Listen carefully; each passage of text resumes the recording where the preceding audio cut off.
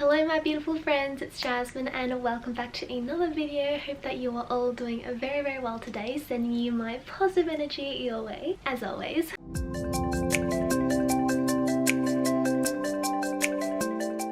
So today I want to talk all about self-esteem and make another video on the topic of self-love because you all probably know how passionate I am about this topic, and I was really inspired to make this video because I receive a lot of messages on the daily through Instagram, which I'm very grateful for, and a lot of you do tell me that you are struggling with confidence and self-esteem and loving yourself, and I have made quite a few videos in the past on self-love, but today I want to primarily focus on self-esteem, so I really hope that this video can help you. So firstly, I think it's very important to define what self-esteem is, and by the way, if you hear any shakes or any loud noises, it's because it's a really windy day outside today and the heater is on. But anyway, self-esteem is all about a person's overall sense of their self-worth and their personal value. And why self-esteem is important is because it plays a huge role in the fulfillment of your soul's highest potential and generally your quality of life. I have shared in previous videos about my own past story with self-esteem, so I won't go into detail into that today, but just generally in the past I did have extremely low self-esteem, and I kind of kept telling that story to myself. I just felt so unworthy, extremely unworthy. I always thought that I wasn't enough, and it wasn't until around the end of last year when my transformation truly began to take shape, and I'm just so grateful for how far I've come. So today I'm going to be sharing all of these practices that personally helped me to overcome low self-esteem and regain a healthy sense of self-esteem again. If I can do it, you can do it. We're all in this together, we're all one, so let's get straight into it. Firstly, master your inner critic, and by inner critic I mean that voice that we all have inside of our heads. You can call it the ego, whatever you want to call it, but it's that voice that says, I'm not good enough, I'm not worthy, I can't do this, I can't do that, because the truth is that is not your truth. So to master your inner critic, awareness is key. Once you develop self-awareness, you can then identify when those voices come up and differentiate it between your truth and the ego, and gently close the door on it with love. And I literally picture that in my head. Every time that voice pops up, I will just imagine a door inside of my brain, and I close the door on it and I return to love and my heart. And not only is this voice not your truth, but it actually is just past stories and limitations that you keep on telling yourself. And I mention this a lot about the law of attraction because it's something that I practice and I'm so passionate about as well. But what you focus on truly grows, so turn that around and tell yourself, I am good enough. Keep telling yourself that, and that will grow as well. Second thing is to let go of all judgment. When you judge others, you're actually decreasing your happiness and lowering your self-esteem. Let go of the fear of judgment from other people as well, and I know it's a lot easier said than done, but it's like a muscle you have to flex. Just keep practicing every single day. The truth is that we can't satisfy everyone, and that's okay because we don't need to seek other people's approval. And when other people judge you, always know that it's not a reflection of you, it's a reflection of them. Number 3 is to let go of perfection. So by perfection I mean this image that society has created of how we're supposed to be like, and I don't mean perfect with a capital P because I personally believe that we're all born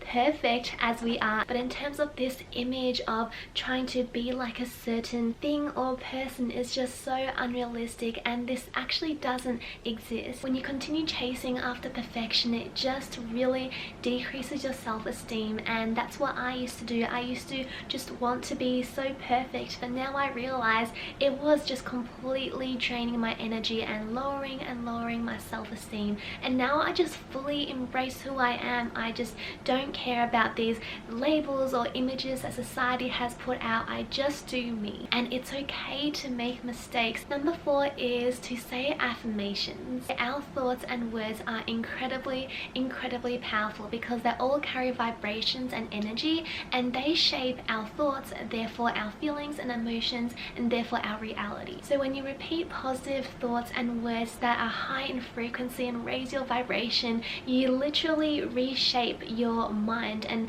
reprogram your mindset as well to let go of all those limiting past stories and focus on the present and how you can positively shape your future. So some things you can do are write out affirmations on post-it notes and stick it on your mirror, make a poster and put it somewhere where you can see it every day. You can get affirmation cards, which I do have some on my Etsy. You can listen to meditations with affirmations. Number 5 is to be grateful for the body that is the vessel for your soul. I used to identify myself with my body, but since my spiritual transformation, I have truly realized that we are not our body, but a soul that's temporarily existing in this physical body to experience life in, to evolve, to grow. And because of that one realization, it truly shifted something from within and just really boosted my self-esteem, because I'm no longer identified with my body. I also realized that one day when my soul does leave this body, I won't necessarily be remembered for my physical appearance. I will be remembered for the contributions I made, what I gave, how I made others feel. So be grateful that you have this body and it's been shaped for your soul to thrive, to live to its fullest potential. Stand in front of the mirror and acknowledge how beautiful you are. I honestly just see so much beauty in every single person.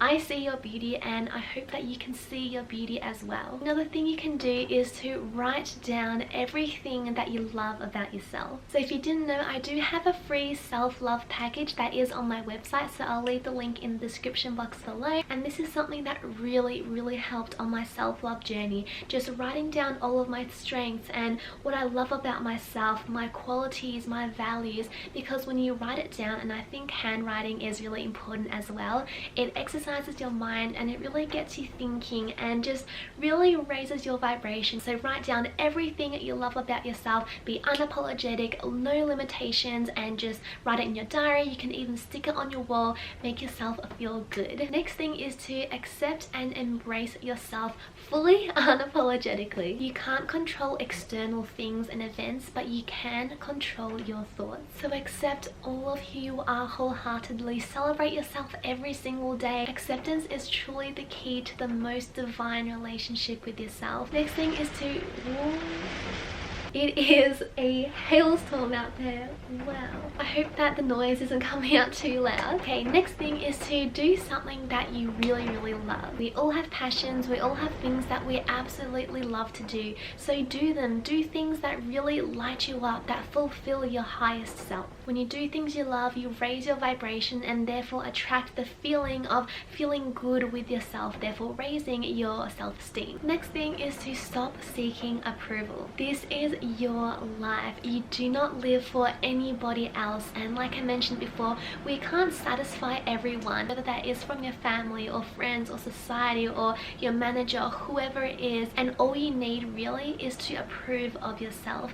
And I love saying this mantra, which is, I do not seek the approval and validation from others, for I approve of and validate myself. The next thing is to take one step at a time. So like with any kind of self-development, nothing will happen overnight, and it all begins with little steps, and over time, by doing these things, it will build and build. And also know that when you were born, you were already born confident. Think of babies. They are so confident and unapologetic. They don't worry about what other people think. And when I think back to myself as a toddler, I was so unapologetic. I was just singing and dancing and with not a care in the world. I just did what I loved, and that made me happy. So return to your inner child and know that it's just sometimes along the way on the journey of life we lose that confidence, even though it's already within us, because of programming and conditioning that have been built into us through our childhood. So you can always tap back. It's always within you, and it's a practice. Like I said, keep practicing and you will tap back into it. The next one is a huge one, and I would say is probably one of the top things to raise your self-esteem, and that is to stop comparing yourself to other people. I just want to remind you that you are so incredibly unique, and you are here to fulfill your own potential and shine just as you are. And life isn't a competition. There is nothing to compete for. We're all here on our own journey with our own pace. Look at yourself and realize that you are a miracle. Our energy is so incredibly precious, and instead of comparison, which is a very low vibrational feeling and emotion, and it just really decreases your self-esteem, be inspired by others instead. Look up to others. Know that there is always more than enough to go around. Someone else's success or whatever it is that you want that they have doesn't take away from what you can have. If someone can have it, so can you.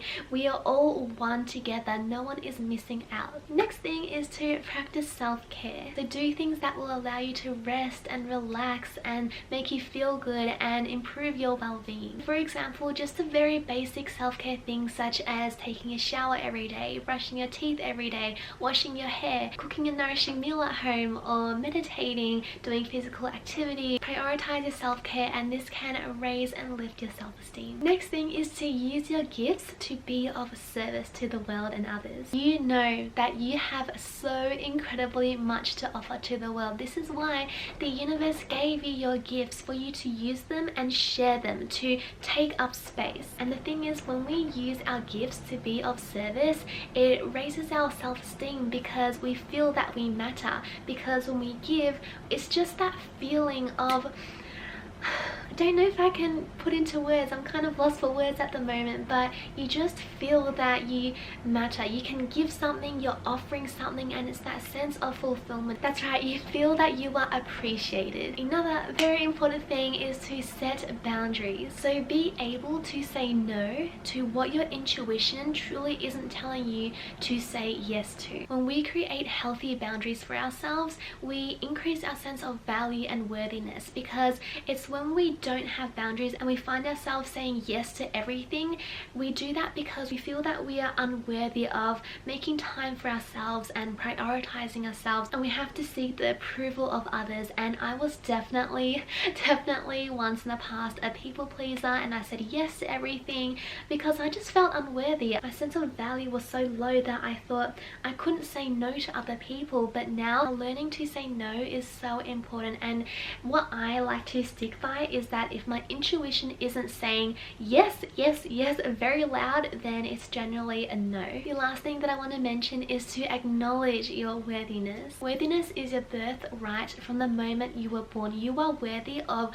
all of your desires. When you feel worthy, you raise your vibration and you become aligned with the energy of love, and that way you're filled with more love, and that way you are just overpouring with self-love. And remember that your material possessions, anything external, can be taken away from you, but your sense of worthiness can never be taken away from you if you don't give others the power to. So that is all I wanted to say for this video. I really hope that it helped you. If it did, please give it a thumbs up so I know.